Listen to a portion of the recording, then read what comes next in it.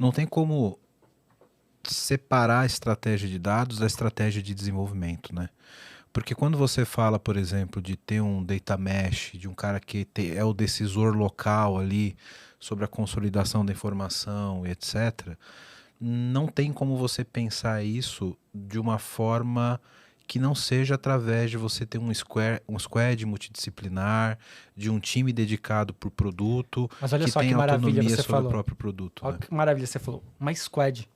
Porque aí a minha organização hierárquica, ela passa a ser por domínio, não passa a ser mais por disciplina. Você ainda vai ter que ter o centro de excelência, que aí é um outro pilar do Data Mesh, um outro princípio do Data Mesh que a gente vai falar. Mas só que você dá autonomia para cada PO cuidar do seu conjunto de produtos, sejam de dados ou sejam produtos digitais. E aí até fazendo uma provocação, não existe transformação digital sem transformação no meu método de trabalho com dado. A operação. Né? Não existe, porque, pensa assim, digital vem de você ter a capacidade de gerar bits, beleza? A sua capacidade de transformar a sua jornada física em algo que vai ser pautado em dados. Isso que é transformação digital. E eu vejo muita galera, muita empresa no mercado tentando fazer transformação digital sem transformar a maneira que mexe com dados. Isso não vai funcionar. Você pode até fazer duas, três ações, 4, sei lá quantas for, ações digitais, mas você não vai ter uma transformação digital, você não vai conseguir entrar no phygital, você não vai conseguir fazer nada disso. Por quê? Porque você precisa transformar a maneira que você fez o dado. Por isso que a que gente sempre fala, né? Digitalização não é transformação digital. Não é. Porque às vezes você pega um processo analógico, digitaliza ele, as is, né? Replica o mesmo processo, replica o mesmo valor, só que em vez de usar papel, você usa formulário na internet. E aí, por isso que é importante, e aí a gente não está falando mais de uma estratégia de dados, uma estratégia digital, mas uma estratégia de produto. Por isso que a estratégia ela vai ser muito divisor do sucesso ou do não sucesso desses programas de data mesh, service mesh. Por quê? Porque você vai dar autoridade para o product owner ali decidir o que ele vai querer fazer do produto do domínio dele. Entendeu? Eu fiz essa pergunta sobre a camada executiva olhando para esses dados, Rudy, porque é muito comum hoje a gente ver empresas que estão em processo de transformação digital já ter uma evolução, uma maturidade um pouco maior no processo de desenvolvimento, né? Então ela tem um squad multidisciplinar com o arquiteto, com o desenvolvedor, com o cara de infra, com o PO ali, para tratar o seu produto digital dentro de um ambiente transacional. Mas aí é muito comum ainda você ver, tem ali um COI de Analytics, ou de Advanced Analytics, que é o cara que sai catando esse petróleo de todos esses produtos, fazendo integração via ETL, etc., jogando tudo dentro de um data lake, e esse cara resolvendo a vida dele sozinho sem ter o contexto do produto. Eu levantei essa bola justamente porque, depois de tudo isso que a gente está falando aqui, me parece que o Data Mesh é trazer essa galera do analítico para dentro do desenvolvimento e dentro do processo ágil de desenvolvimento dos próprios produtos digitais. Assim como trouxe todas as outras áreas do processo de desenvolvimento. A infra agora está dentro do squad, a arquitetura está dentro do squad, está todo mundo dentro de uma orientação a produto. Por que o Analytics estava fora? E aí eu vou fazer uma provocação em cima da sua provocação. Por que a galera de dados, que, vai lá, desculpa a modéstia, mas é a mais importante desse processo. Agora você puxou um pouquinho para sua sardinha. Poxa, puxei, sabe por quê? Porque, como eu falei, não existe transformação digital sem transformação em dado. Você quer mudar o resultado sem mudar a matéria-prima? Como? Eu concordo com você. Então, eu acho sem que... arquitetura você não ia conseguir extrair esse dado. Mas só que a arquitetura de dados também. É isso que eu tô querendo dizer. Faltou... Você tô causando só intriga. Eu tô querendo dizer só assim, Well, aqui. Faltou, talvez, uma visão mais... Eu não vou nem falar estratégica. Talvez faltou a preocupação em tratar o dado como produto, porque se o dado fosse tratado como produto, isso já estava no core do PO. Isso já estava no core do arquiteto, porque o arquiteto ele não vai pensar apenas na arquitetura de infra, ele vai pensar na arquitetura de infra, mais conectado com a arquitetura de dados também. Então, você pode ter o mesmo tamanho de squad, mas só que respeitando mais requisitos. Vou ser bem sincero, quando que dentro de uma squad que um arquiteto corporativo esteve, um arquiteto de TI teve, que alguém se preocupou com metadados? Muito difícil. Não gera documentação. E aí depois você não consegue reaproveitar o código, você não consegue reaproveitar as bases, você fica cilado. Por quê? Porque você fez esse desenvolvimento sem considerar os requisitos de dados. Tá bom? Então, minha provocação é: chamem a galera de dados para fazer parte da squad. Entendeu? A squad é multidisciplinar? Entenda que o produto digital, a API, é um produto digital, o app é um produto digital, mas os dados que estão por trás também são produtos que fazem parte desse domínio e eles precisam ser considerados nesse desenvolvimento. E cara, é muito louco porque a gente, pensando hoje, né, e talvez com a experiência que nós temos, sobre essa jornada de digital, etc., parece muito óbvio você pensar que, cara, não tem como você pensar em um produto digital sem pensar nos dados que dão insumo para esse produto e para os dados que esse produto produz, né? É o input e output daquele produto, né? E se você espera ter resultado desse produto, esse produto precisa ser alimentado com boas informações, com bons dados. Se você espera que ele produza bons resultados, você precisa organizar bem o que ele produz de informação, né? Me parece muito lógico pensar dessa forma, né? Mas também compreendo que as pessoas têm ainda uma visão procedural de que geralmente o produto é muito mais a operação do que o que ele gera de informação. E tem também a maturidade, tem a mudança do ecossistema. A gente falou aqui de 4 revoluções industriais. Tem empresa que ainda está na segunda, entende? Então, assim, tem que respeitar a evolução da cultura da empresa. Tem empresa que, se eu falar hoje, assim, o cara de negócio vai desenvolver ETL, vai achar um absurdo. Tem empresa que isso já é realidade. Então, assim, novamente, assim, a estratégia é muito importante, porque dependendo da estratégia, do investimento, do patrocínio que você vai ter de tempo e de dinheiro, você vai costurar o como da melhor maneira possível para respeitar a maturidade da sua empresa. O Data Mesh ele pode ser aplicado de N maneiras, certo? Você pode respeitar os princípios de N maneiras. O ponto é começar a mudar essas percepções de orientação por domínio, ok? E de produto. E aí só, não sei quanto tempo ainda falta, mas ainda tem mais 2 princípios. Temos tempo. Então, beleza. Que é a plataforma de dados, que é você conseguir colocar esses produtos dentro de um ecossistema tecnológico que consiga ser consumido por todos, beleza? E aí, quando você falar de plataforma de dados, você está pensando muito na democratização, de facilitar o uso. Você lembra? O produto, eu resolvo um valor. A plataforma, eu escalo esse valor através dos meus consumidores. E aí, o último princípio é a governança federada.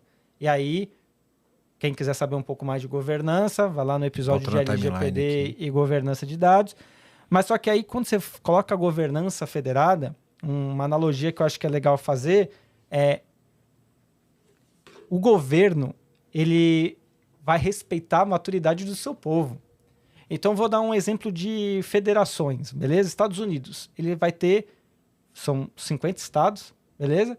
Que vão estar dentro de uma legislação dos Estados Unidos, beleza? A União Europeia é um conjunto de países, que não deixam de ser estados, beleza? Que vão estar dentro de um conjunto de políticas. E o Brasil é um conjunto de estados onde que a regulamentação ela é mais plural, vamos colocar assim, e tem que ser respeitada sem muita flexibilidade. Então, entenda, cada modelo de governança federada pode dar mais autonomia ou menos autonomia. Não estou eliminando a necessidade de ter a federação. Entenda a federação como cada domínio, beleza? Mas a maneira que você vai conduzir isso, ela pode ser diferente. Você pode fazer com que cada domínio escolha a sua tecnologia. Isso, cara, acho que essa analogia foi a mais conveniente que eu já ouvi sobre a autonomia, por exemplo, de POs e PMs. Se você comparar, por exemplo, os Estados americanos, a Constituição americana tem poucas regras, né? Acho que são pouco, não sei exatamente um termo jurídico que fala, mas também não sei. Tem poucos artigos, né? e a autonomia dos estados é muito grande. Né? Então, por exemplo, ali, ó, pena de morte é uma coisa que lá nos Estados Unidos é decidida de estado para estado, beleza? Aqui no Brasil, não. A gente pode fazer um paralelo disso para uma empresa onde os POs têm extrema autonomia sobre os seus produtos e consegue ter um nível de decisão local muito mais aguda do que outra que tem uma camada executiva mais atuante, etc. Né? Acho que isso... cara, eu quero chamar a atenção no ponto que você falou de respeitar a maturidade de cada empresa, né? Eu acho que isso eu já ia fazer uma pergunta para você. Na sua opinião, o que é o melhor? Faça a pergunta. Na sua opinião, o que seria melhor para cada empresa? Cara, depende da maturidade de cada empresa, né? Pô, você levantou para me chutar mesmo, obrigado. Cara, isso aí. Isso que é convidado bom, ajuda o host. Acho que o ponto principal acho que o melhor para cada empresa a gente sabe que é ter um lead time mais curto para entrega de produto, melhorar o resultado, etc. Acho que o que depende é o tamanho da jornada que ela tem para isso, né? Se ela está muito incipiente ainda na sua maturidade, ela não pode pular etapas, ela não pode queimar degraus, né? Para que consiga chegar no nível de maturidade melhor. Porque aí ela vai, em vez de resolver um problema, ela vai criar dois, né? Concordo. Então, eu acho que nasce muito nessa questão ainda de você... Antes de você falar sobre separação de domínios em aplicações, em dados, etc., tem um papel cultural ali de separar os domínios na própria operação da empresa. Você quebrar o muro entre negócio e tecnologia e você ter times orientados a produtos e a cadeias de valor, você tem que resolver isso antes de falar de quebrar o seu monolito em serviços e pegar o teu grande banco de dados monolítico e quebrar em pequenas bases. Porque senão você vai encontrar um problema muito maior da operação da empresa, né? Que você vai ter aí várias bases no mesmo time ou vários times na mesma base ou na mesma aplicação e etc. Mas o Data Mesh, ele permite que os domínios eles troquem informações, tá? O ponto é que quanto mais autonomia você dá, menos governança no aspecto de garantir integridade você tem. Sim, e eu acho que esse é o ponto que eu quero chegar, viu, Rudy? Porque o Data Mesh e uma arquitetura mais granular, digamos assim, seja ela de dados, seja ela de aplicação, ela dá muita flexibilidade, né? Só que essa flexibilidade, ela tem que vir atender um modelo de operação do negócio diferente. Se o negócio continuar operando da mesma forma, você vai manter uma governança talvez mais rígida ou mais frouxa do que você precisa para aquela sua nova realidade tecnológica, né? E aí eu vou dar outra analogia falando de geopolítica, beleza? A Rússia é um país enorme. Mas só que nesses últimos anos, quantas subdivisões da Rússia já não foram criadas? Pequenos países que ganharam independência. Tudo bem que ela está tentando... Tudo bem não, né? Ela está invadindo lá a Ucrânia e tudo mais, mas só que tiveram vários países que conseguiram sua independência. Muitas vezes você vai ter um domínio grande pra caramba, que conforme a maturidade desse domínio vai acontecendo, você vai conseguindo criar domínios mais segmentados e específicos, que vão precisar de um governante, certo? Que seria ali um PO, que atuaria mais numa camada executiva, beleza? E vai ter que ter também um conjunto de leis, né? De políticas públicas que vão fomentar esse executivo. Então, o que eu quero dizer com isso? Que realmente tudo depende da maturidade do domínio, depende da maturidade da empresa. Eu, particularmente, gosto de pensar, quando eu vou falar de tecnologia, tá? Não quando eu vou falar dos domínios. Eu gosto de pensar em tecnologia como uma política de condomínio.